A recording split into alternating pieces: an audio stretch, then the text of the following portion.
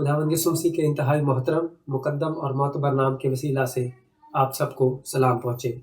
मुझे उम्मीद है कि आप सब ठीक ठाक हैं। आज हम कलाम मुकद्दस में से ज़बूरों का मुताला शुरू करेंगे और आगाज़ ज़बूर 88 से हम करने वाले होंगे।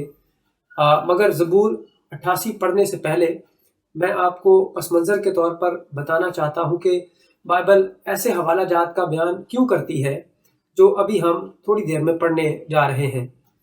अपने शख्सी बाइबल के मुताले में आपने भी गौर किया होगा कि बाइबल में मुख्तलिफ़ किस्म का अदब मौजूद है। मिसाल के तौर पर बाइबल का ज़्यादातर हिस्सा कहानियों की सूरत में लिखा गया है, जिन्हें बाइबल के उलमा तारीख़ी किस्से या तारीख़ी बयानियाँ कहकर पुकारते हैं। इसकी मिसालें चारों अनाजील में मौजूद हैं, जो खुदावंद यीशु मसीह की ज़िंदगी की कहानी और अहाता करते हुए हमें बताती हैं।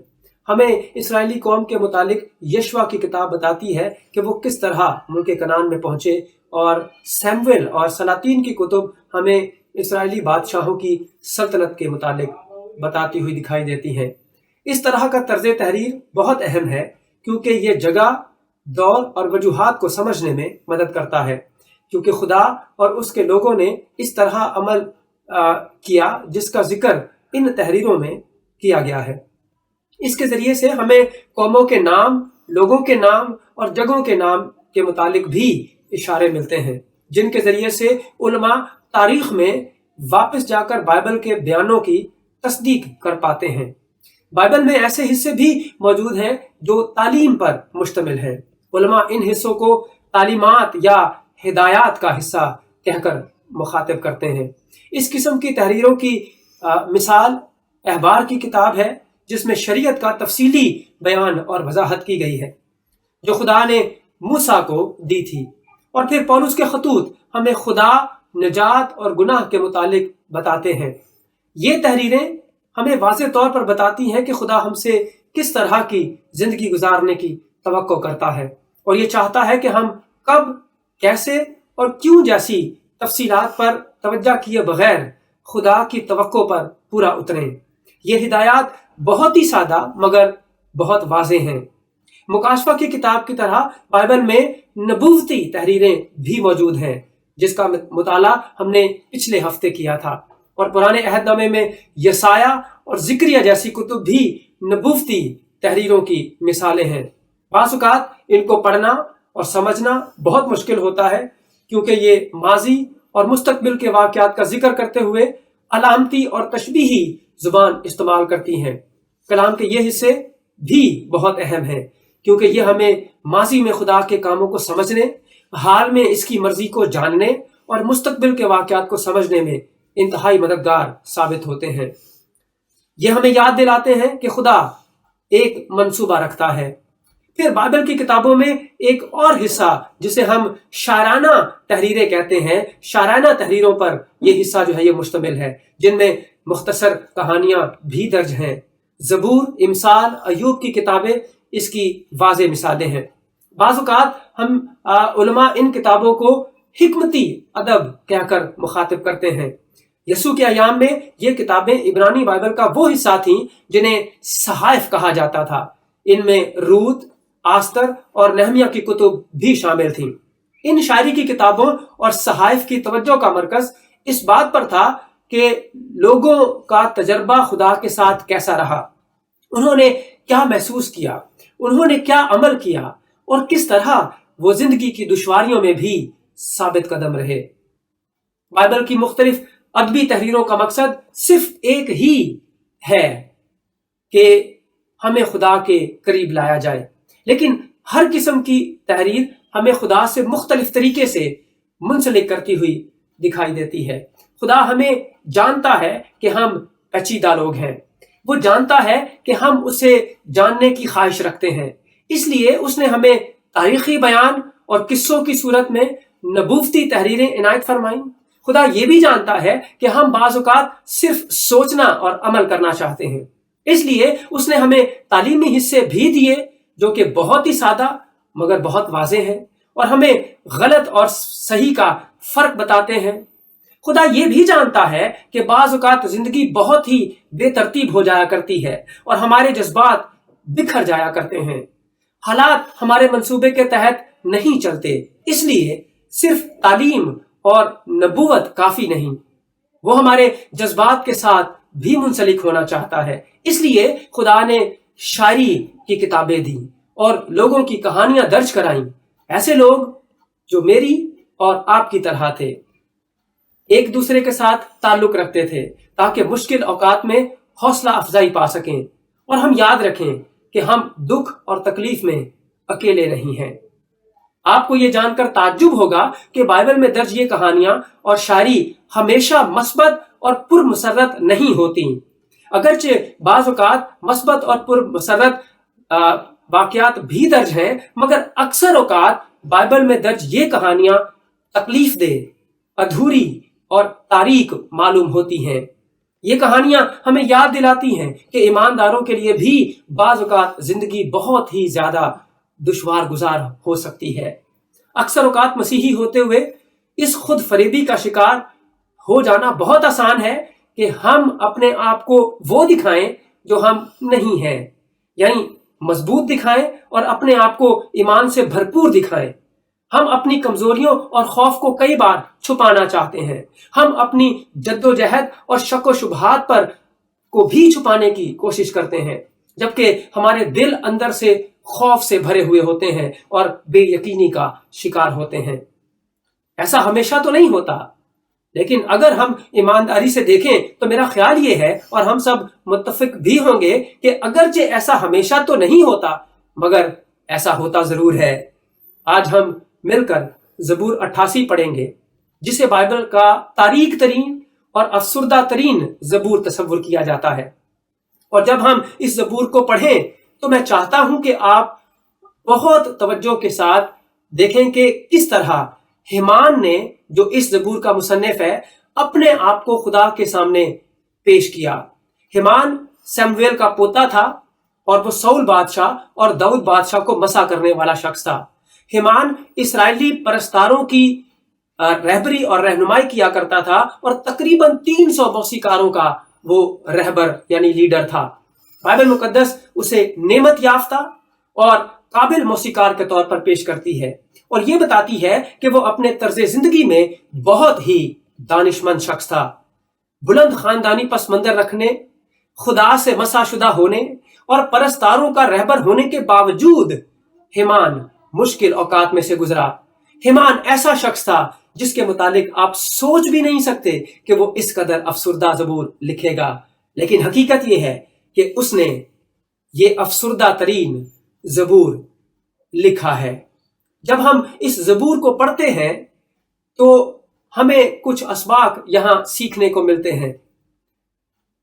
जब खुदा हमसे बहुत दूर हो, जब खुदा हमें लगे कि हमसे बहुत दूर है और हम सिर्फ उसे याद कर सकें, तो ये ज़बूर हमें सिखाता है कि जब खुदा बहुत दूर लगे और हम सिर्फ फरियाद कर सकें, तो ऐसे आलम में, ऐसी सूरत हाल में हमें क्या करना चाहिए है। हमें हेमान की तरह 3 तरह की फरियाद करना है। हेमान इस ज़बूर में 3 तरह की फरियाद करता हुआ दिखाई देता है। तंगदस्ती भरी फरियाद है उसकी, तजब्जुब भरी फरियाद है उसकी, तन्हाई भरी फरियाद है उसकी। उसकी फरियाद में हमें तंगदस्ती दिखाई देती है, तजब्जुब यानी उलझन और अफरा तफरी दिखाई देती है और तन्हाई उसकी फरियाद के अंदर हमें दिखाई देती है। हेमान की फरियाद तंगदस्ती भरी फरियाद है। तंगदस्ती से मुराद दुख, रंज और परेशानी से भरी हुई फरियाद है। आइए हम इस ज़बूर की पहली 8 आयत को जब हम पढ़ते हैं तो कलाम खुदा हमें उसकी फरियाद के मुतालिक बताता है कि उसकी जो फरियाद है वो तंगदस्ती भरी फरियाद है। लिखा है, ऐ खुदावंद मेरे नजात देने वाले खुदा, मैंने रात दिन तेरे हजूर फरियाद की है। मेरी दुआ तेरे हजूर पहुंचे, मेरी फरियाद पर कान लगा, क्योंकि मेरा दिल दुखों से भरा है और मेरी जान पाताल के नजदीक पहुंच गई है। मैं गोर में उतरने वालों के साथ गिना जाता हूँ। मैं उस शख्स की मानिद हूँ जो बिल्कुल बेकस हो। गोया मकतूलों की मानिद जो कब्र में पड़े हैं। मुर्दों के दरमियान डाल दिया गया हूं, जिनको तू फिर कभी याद नहीं करता, और वो तेरे हाथ से काट डाले गए हैं। तूने मुझे गहराओं में, अंधेरी जगह में, पाताल की तह में रखा है। मुझ पर तेरा कहर भारी है। तूने अपनी सब मौजों से मुझे दुख दिया है। तूने मेरी जान पहचानों को मुझसे दूर कर दिया है। तूने मुझे उनके नजदीक घनौना बना दिया है। मैं बंद हूं और निकल नहीं सकता। जैसे ही हीमान इस ज़बूर में दुआ के जरिए आगाज करता है, तो वो खुदा को मेरी नजात देने वाला खुदा कहता है। इस पूरे ज़बूर में ये वाहिद मस्बत बात है जो वो खुदा के बारे में कहता है। इसके बाद वो सिर्फ मनफी बातें ही करता हुआ दिखाई देता है। वो अपनी जान यानी अपने दिल के मुतालिक बयान करता है। जान से मुराद वो मकाम है जहां से जज्बात निकलते हैं। वो कहता है मेरी जान दुखों से भरी है और पाताल के नजदीक पहुंच गई है। मतलब ये है कि उसे महसूस होता है कि मैं मरने वाला हूं। वो कहता है कि इसमें मुझ में कोई कुव्वत बाकी नहीं, और लोग मुझे मुर्दा तस्वुर करते हैं जो गोर में उतरने वाला है, यानी कब्र में उतरने वाला है। उसे यूं लगता है कि मुझे मुर्दों के दरमियान डाल दिया गया है, यानी लोग अगरचे वो जिंदा है उसे मुर्दा तस्वुर करते हैं। वो खुदा से कहता है मुझे ऐसा लगता है कि खुदा ने मुझे याद नहीं रखा है, खुदा ने मुझे अपने हाथ से काट डाला है, जिसका मतलब ये है कि खुदा अब मुझे मुहैया नहीं करता है। ये सारी बातें तंगदस्ती, परेशानी और दुख की बातें हैं। आप एक परस्तारों के लीडर से इस तरह की शिकायतों की तवक्को नहीं करते हैं, इस तरह की बातों की तवक्को नहीं करते हैं, और ना ही मर्द खुदा ऐसी बातें महसूस किया करते हैं। लेकिन इसकी सूरत हाल इस कदर बुरी है कि वह उसे छुपा नहीं सकता और वह अपना दिल खुदा के आगे उंडेल देता है। लेकिन बात यहीं खत्म नहीं होती है। आइए उसके आगे देखते हैं कि वो खुदा के मुतालिक क्या कहता है। आयत नंबर 6 से 8 में कहता है, तूने मुझे गहराओं में, अंधेरी जगह में, पाताल की तह में रखा है। मुझ पर तेरा कहर भारी है। तूने अपनी सब मौजों से मुझे दुख दिया है। तूने मेरी जान पहचानों को मुझसे दूर कर दिया।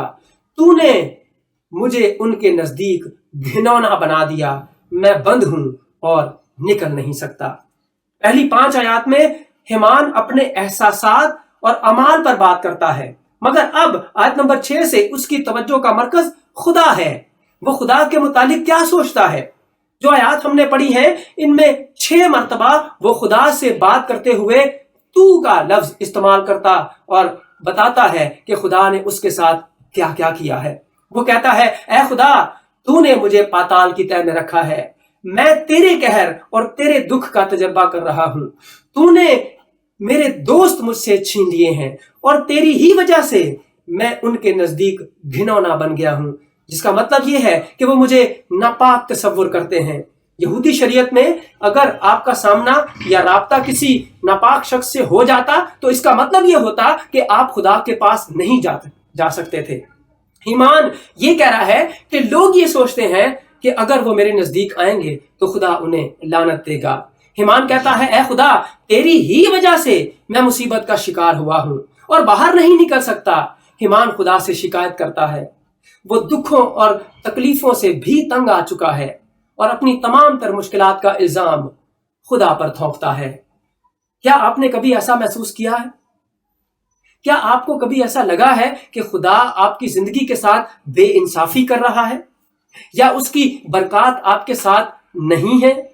अगर आपने ऐसा महसूस किया है तो याद रखें कि आप अकेले नहीं हैं।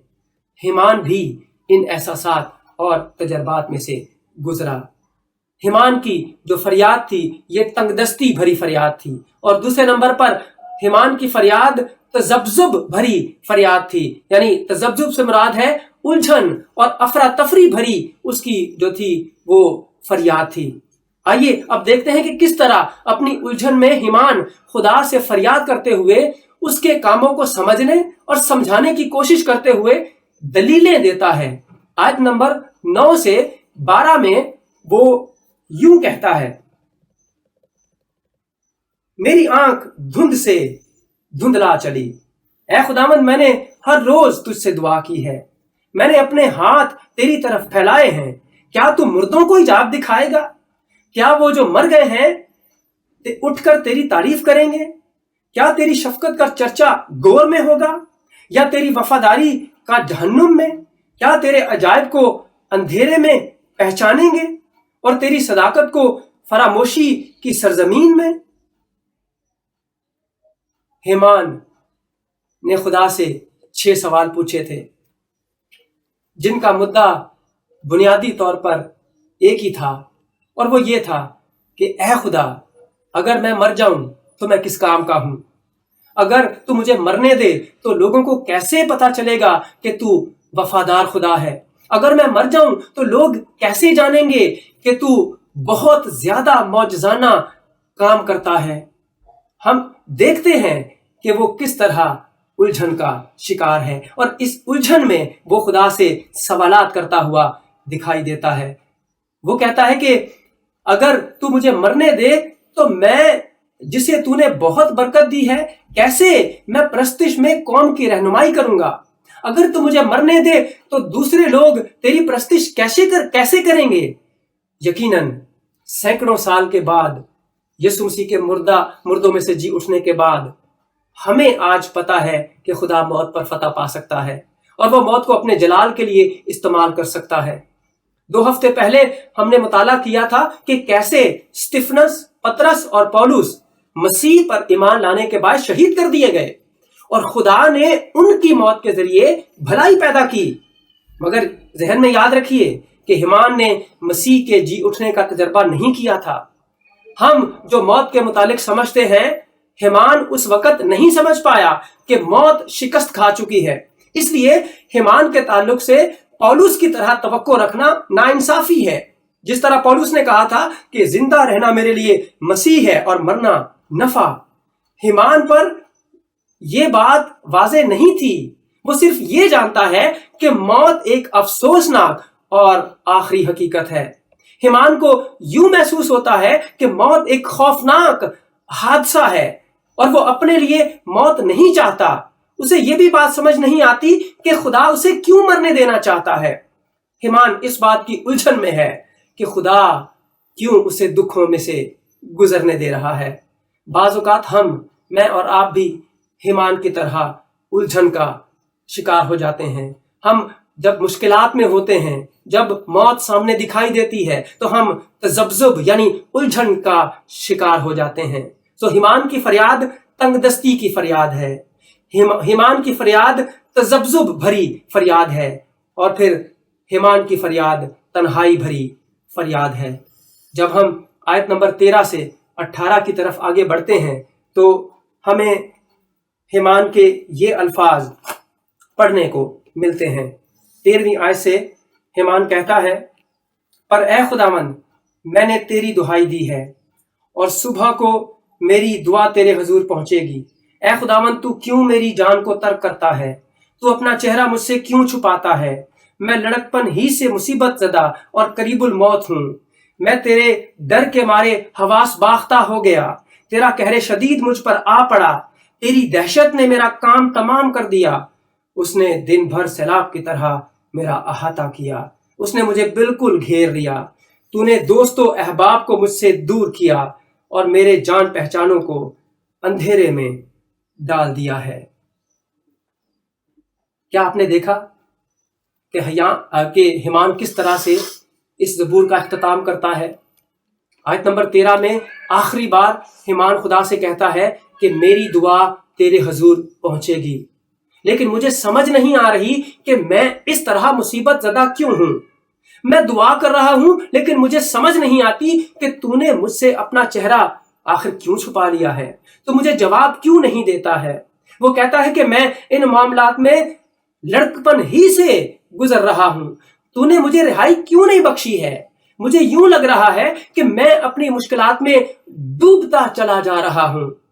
आयत नंबर 17 में जब वो ये कहता है कि उसने दिन भर सैलाब की तरह मेरा अहाता किया, उसने मुझे बिल्कुल घेर लिया, तो वो यूं कह रहा है कि मैं बिल्कुल तन्हा हूं, बिल्कुल अकेला हूं और मेरे तमाम तर साथी और जान पहचान वाले तारीकी यानी अंधेरे में डाल दिए गए हैं। लफ्ज अंधेरे के साथ अब इब्रानी और अंग्रेजी जबान में ये ज़बूर खत्म हो जाता है और उर्दू जबान में भी अंधेरे के साथ इस ज़बूर का इख्तिताम होता है। लेकिन एक बड़ी दिलचस्प बात है, आम तौर पर इस किस्म के अफसुर्दा ज़बूर मस्बत बयान के साथ उम्मीद या तारीफ पर खत्म हुआ करते हैं, लेकिन ज़बूर नंबर 88 ऐसा नहीं है। ज़बूर 88 का इख्तिताम अंधेरे पर होता है और अफसुर्दगी पर होता हुआ दिखाई देता है। जब हम उसकी फरियाद पर गौर करते हैं, इस ज़बूर पर हम गौर करते हैं, तो हमारे जहन में दो सवालात उठते हैं, दो काबिल गौर सवालात। इन सवालों के मैं आपको जवाब देना चाहता हूं, जो इस ज़बूर को पढ़ते हुए मेरे जहन में आए थे और यकीनन इस वक्त आपके जहन में भी आ रहे होंगे। पहला सवाल यह है कि खुदा ने इस ज़बूर को इस्राएली गीतों की किताब में आखिर क्यों शामिल किया। बाइबल में 150 ज़बूर खुदा की परस्तिश और तारीफ के लिए इस्तेमाल किए जाते थे। खुदा ने इस कदर अफसुर्दा ज़बूर को बाइबल में क्यों शामिल किया? मेरा ख्याल है कि इस इल्हाम की वजह यह है कि यह ज़बूर बहुत ही असली और बहुत ही हकीकी ज़बूर लगता है। खुदा जानता है कि बाज़ औक़ात जिंदगी बहुत दुश्वार गुजार हो सकती है। खुदा जानता है कि बाज़ औक़ात हमें यूं लगता है कि खुदा बेइंसाफ है। खुदा इस बात से भी वाकिफ है कि बाज़ औक़ात हम हिमान की तरह जिंदगी के दुख में से गुजरते हैं और बाज़ औक़ात हमें खामोशी के दुख का भी सामना करना पड़ता है, जिसका जिक्र करते हुए बाज़ औक़ात हम दूसरों से खौफजदा हो जाते हैं, क्योंकि हमें लगता है कि अगर हम जिक्र करेंगे तो शायद लोग हमारी अदालत करें, हम पर उंगलियां उठाएं। अक्सर औक़ात हमारा ईमान फेसबुक का सा ईमान हो जाता है। हम फेसबुक पर दूसरों को मुतासिर करने के लिए इक़्तिबासात पोस्ट करते हैं। बाज़ औक़ात हम कलाम के कुछ हवाला जात फेसबुक के ऊपर पोस्ट करते हैं, जिसके जरिए से अपने इर्द गिर्द की दुनिया को हम कायल करना और ये बताना चाहते हैं कि हालात हमारे कंट्रोल में हैं, जबकि हालात हमारे कंट्रोल में हुआ नहीं करते। लेकिन खुदा हमारे दिलों को जानता है कि कई बार हम शक के तजर्बात में से गुजर रहे होते हैं। मेरे ख्याल में इस ज़बूर के बाइबल में होने की एक और वजह हमें ये याद दिलाना है कि हम दुआ के जरिए खुदा के पास जाएं। हिमान की तरह खुदा चाहता है कि हम अपना दिल उसके सामने उंडेल दें। खुदा को सवालों से डर नहीं लगता, इंसानों को सवालों से डर लगता है। हिमान खुदा से सवाल पूछता है। खुदा हमसे ये तवक्का नहीं करता कि हमें सब सवालों के जवाब मिल जाएंगे और हम इसके सामने हाजिर होने से कामिल हो जाएंगे। चाहे हम मुश्किलात, शकूक व शुबहात, ज़हनी दबाव या अफसुर्दगी में जहां कहीं भी हों, खुदा हमसे मिलना और हमारी आवाज़ सुनना चाहता है। वो हमारे सवाल भी सुनना चाहता है। मेरे ख्याल में इस ज़बूर के बाइबल में होने की आखिरी एक वजह जो है वो ये भी है कि खुदा हमें बताना चाहता है कि हम अकेले नहीं हैं, हम तनहा नहीं हैं। हिमान का ताल्लुक एक आला खानदान से था। वो दानिशमंद और वफादार शख्स था। जिस काम के लिए खुदा ने उसको बुलाया वो उसमें मसरूफ और उसमें मसरूर था। इसके बावजूद ज़हनी दबाव और मुश्किलात का शिकार हुआ। हमारे यहाँ आजकल एक तस्वुर ये पाया जाता है कि अगर आप अच्छे मसीही हैं, अगर आपका ईमान मजबूत है और काफ़ी है, तो खुदा आपको बीमार नहीं होने देगा, वो आपकी नौकरी छूटने नहीं देगा। एक ख्याल ये भी है कि आपकी वफादारी का सबूत ये है कि आप खुशहाल होंगे, आप सेहतमंद होंगे और आपको कसरत की बरकत मिलेंगी। मेरे ख्याल में खुदा ने ज़बूर 88 एक ख़ास मकसद के लिए बाइबल में रखा है, और वो ख़ास मकसद ये है कि वो हमें बताए कि इस किस्म की सोच मुकम्मल तौर पर गलत और गैर हकीकी है। खुदा के लोग कई बार मुश्किलात में से गुजरते हैं। खुदा चाहता है कि हम इस ज़बूर को पढ़ें ताकि हम याद रखें कि बाज़ औक़ात अच्छे लोग भी बुरे वक्तों में से गुजरा करते हैं, और जब जिंदगी मुश्किलात का शिकार हो तो हमें हिम्मत नहीं हारनी है और हमें जानना है कि हम अकेले नहीं हैं। दूसरा सवाल यह है कि खुदा ने हिमान को दुखों में से क्यों गुजरने दिया और हम उसके तजर्बात से क्या सीखते हैं। मैं आपको पूरी दयानतदारी के साथ कहता हूं, मुझे नहीं मालूम کہ خدا نے ہیمان کو کیوں دکھوں میں سے گزرنے دیا۔ حقیقت تو یہ ہے کہ کوئی بھی نہیں جانتا کہ ہیمان کے جو دکھ تھے ان کی وجہ کیا تھی، لیکن ہم یہ ضرور جانتے ہیں کہ خدا نے اسے اس لیے دکھوں میں سے گزرنے دیا تاکہ وہ الہام کے ذریعے سے اس زبور کو لکھوائے، اور یہ زبور آنے والی مستقبل کی نسلوں کے لیے، میرے لیے اور آپ کے لیے ایک مثال بن جائے۔ میرے خیال میں ہم ہیمان کی زندگی سے یہاں پر 3 اسباق سیکھتے ہیں۔ 3 کام جو ہیمان ازراخی نے کیے ہمیں وہ کام دکھائی دیتے ہیں۔ وہ 3 کام کون سے تھے؟ وہ انتخاب کرتا ہے، پہلا کام یہ ہے۔ وہ آواز کرتا ہے، یہ دوسرا کام ہے۔ اور وہ اعتماد کرتا ہے، یہ تیسرا کام ہے جو وہ اس زبور کے اندر کرتا ہوا دکھائی دیتا ہے۔ پہلا جو کام وہ کرتا ہے وہ یہ ہے کہ وہ انتخاب کرتا ہے، وہ چوز کرتا ہے۔ اگر ہیمان دکھوں میں سے گزر رہا تھا، وہ نا امیدی کا شکار تھا، تاہم اسے خدا کے متعلق سچائی معلوم تھی اور وہ اس سچائی پر ایمان رکھنے کا انتخاب کرتا ہے۔ آیت نمبر 1 میں وہ کہتا ہے کہ اب خدا کے متعلق کہتا ہے کہ خدا میری نجات دینے والا خدا ہے۔ وہ خدا کو میری نجات دینے والا خدا کہہ کر مخاطب کرتا ہے۔ یہ بات بہت گہری اور پیچیدہ نہیں تھی، لیکن ہیمان نے اس بات پر غور کرنے اور اسے یاد رکھنے کا انتخاب کیا۔ وہ انتخاب کرتا ہے کہ خدا میرا نجات دینے والا خدا ہے۔ خدا ایسا خدا ہے جو دوسروں کو بچانے میں خوشی محسوس کرتا ہے، ایسے لوگوں کو جنہیں رہائی کی ضرورت ہے۔ اپنے آپ کو اپنے شکوک و شبہات میں جب حالات سمجھ میں نہ آ رہے ہوں، جو کچھ آپ خدا کے متعلق جانتے ہیں، یعنی اس کے بچانے کی قدرت، اس کی بھلائی، اس کی وفاداری، اس کی شفقت، اس کی ماضی کی برکات پر ایمان رکھنے کا انتخاب کریں۔ یہی انتخاب یہاں پر زبور نویس ہیمان کرتا ہوا دکھائی دیتا ہے۔ یہ تمام باتیں ان سوالات کی بنیاد تھیں جو ہیمان نے آیت نمبر 9 سے 12 میں کیے تھے۔ اگرچہ وہ شکوک و شبہات میں سے گزر رہا تھا، اسے سمجھ نہیں آ رہی تھی، پھر بھی اس نے خدا کے متعلق سچائی پر غور کرنے کا انتخاب کیا۔ میں پزل جوڑنے میں بہت نکما ہوں، لیکن مجھ جیسا نکما شخص بھی یہ جانتا ہے کہ اگر پزل کا ایک کونا یا ایک ٹکڑا مل جائے تو باقی پزل کو بنا لینا آسان ہوا کرتا ہے۔ بعض اوقات یہی اصول ہماری روحانی زندگیوں پر بھی لاگو ہوتا ہے۔ جب آپ الجھن اور شک کا شکار ہوں تو جو سچائی آپ خدا کے متعلق جانتے ہیں اس پر غور کرنے کا، اس پر ایمان رکھنے کا انتخاب کریں۔ جب زندگی مشکل ہو جائے اور اس کے کونے کے ٹکڑے آہستہ آہستہ ملنا شروع ہو جائیں، ان کوڑوں کو تلاش کریں، ان پر غور و خوض کریں۔ جو سچائی آپ خدا کے متعلق جانتے ہیں، مثلا اس کی بھلائی، اس کی محبت، اس کی وفاداری اور وہ برکات جو اس نے آپ کو دی ہیں، یعنی آپ کی بیوی، بچے، خاندان، آپ کی نوکری، آپ کی سوچ، آپ کے جذبات اور زندگی کو انہی چیزوں پر تعمیر کریں جن کے متعلق آپ جانتے ہیں کہ یہ سچی ہیں۔ ایسا کرنے سے وہ چیزیں آہستہ آہستہ سمجھ میں آنا شروع ہو جائیں گی جن کے متعلق آپ نہیں جانتے، وہ دور ہونا شروع ہو جائیں گی۔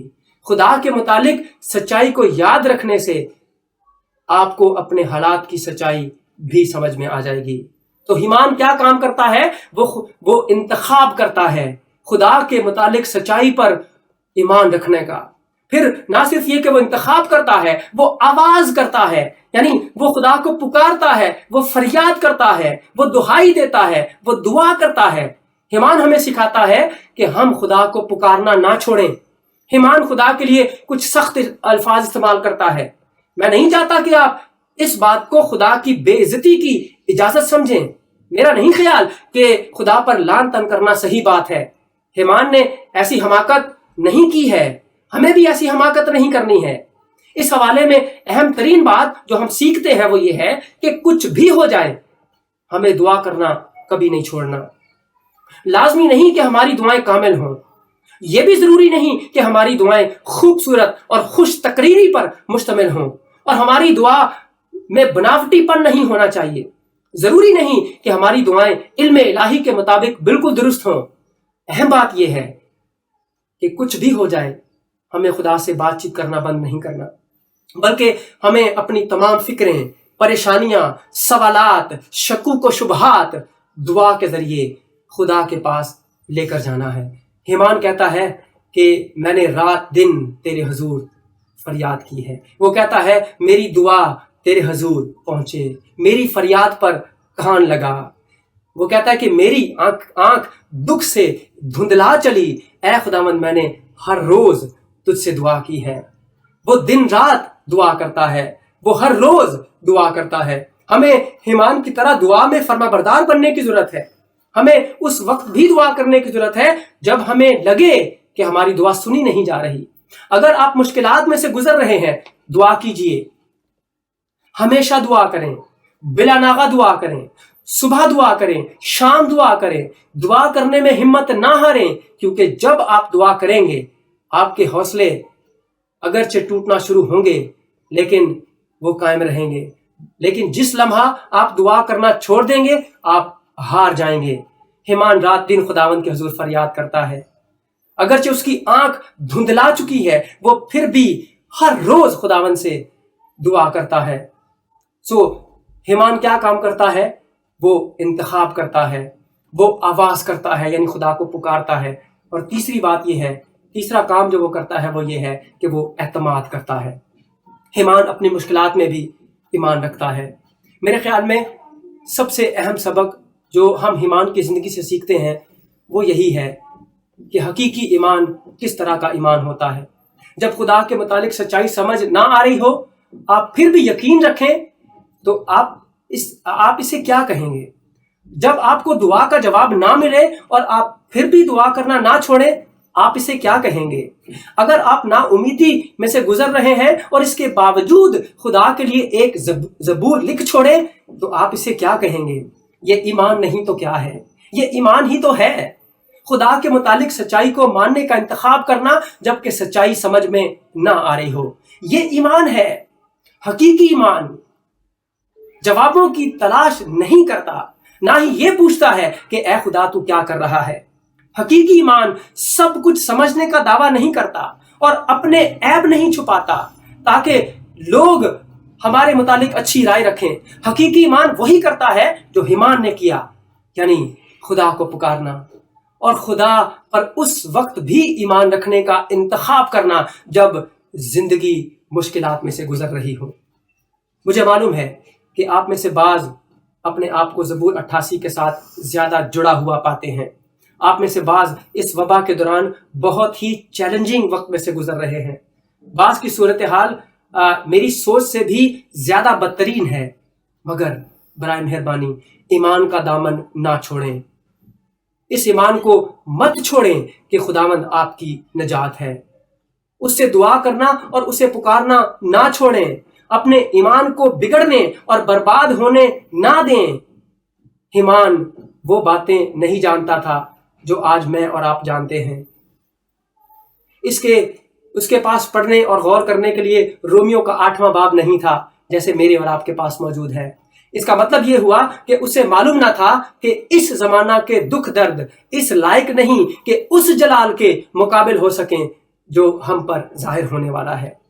اور حیمان یہ بھی نہیں جانتا تھا کہ سب چیزیں مل کر خدا سے محبت رکھنے والوں کے لیے بھلائی پیدا کرتی ہیں، یعنی ان کے لیے جو خدا کے ارادہ کے موافق بلائے گئے۔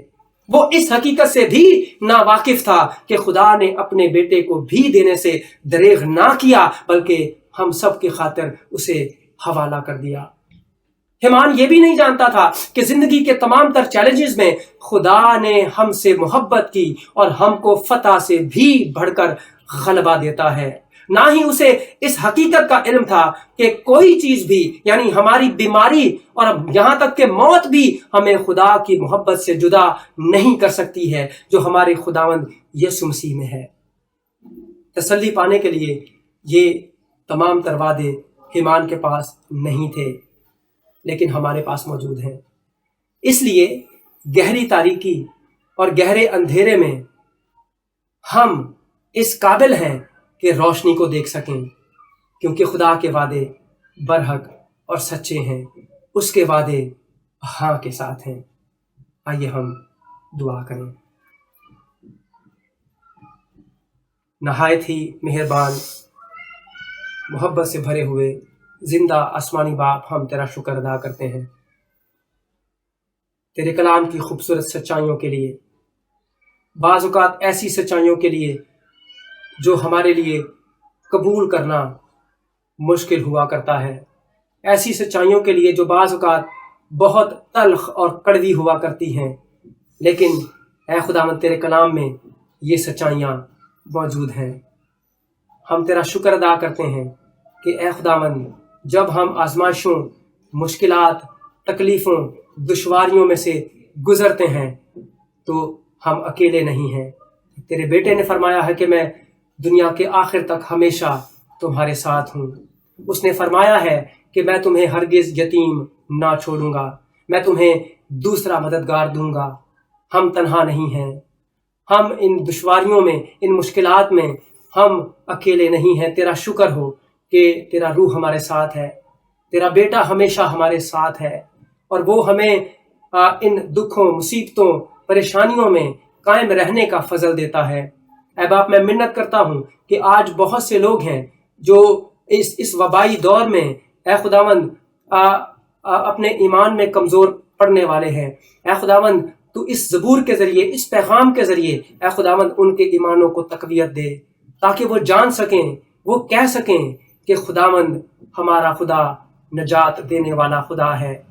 वो अपने दिल को तेरे सामने उंडेलने वाले हो सकें, वो तुझसे सवालात करने वाले हो सकें, और यकीनन जब लोग तुझसे सवालात करते हैं ऐ खुदावंद तू जवाब देता है, तू तसल्ली देता है, तू तशफ़ी अता फरमाता है। मेहरबान जिंदा आसमानी बाप, हम तेरा शुक्र अदा करते हैं इस खूबसूरत ज़बूर के लिए जो तूने हमारे लिए तहरीर कराया। मैं उन लोगों के लिए फिर से मिन्नत करता हूँ जो इस वक्त दुश्वारियों में से, ज़िंदगी की मुश्किलात में से, ज़िंदगी से तंग आ चुके हैं। ऐ खुदावंद तू उनको उम्मीद दे, तू उन्हें अपने बेटे की ज़िंदगी बख्श दे। ऐ खुदावंद उन्हें ईमान की तक़वियत अता फरमा दे, ताकि वो ऐ खुदावंद तेरे साथ ताबेदार ज़िंदगी गुजार सकें, फर्माबरदार रह सकें। मुझे और हम सबको ऐ खुदावंद इस कलाम के वसीला से बड़ी बरकत दे। तेरे बेटे हमारे मुनज्जी खुदावंद यीशु मसीह के बाबरकत, पुरफज़ल और कादिर मुतलक नाम के वसीला से मांगते और पा लेते हैं। आमीन।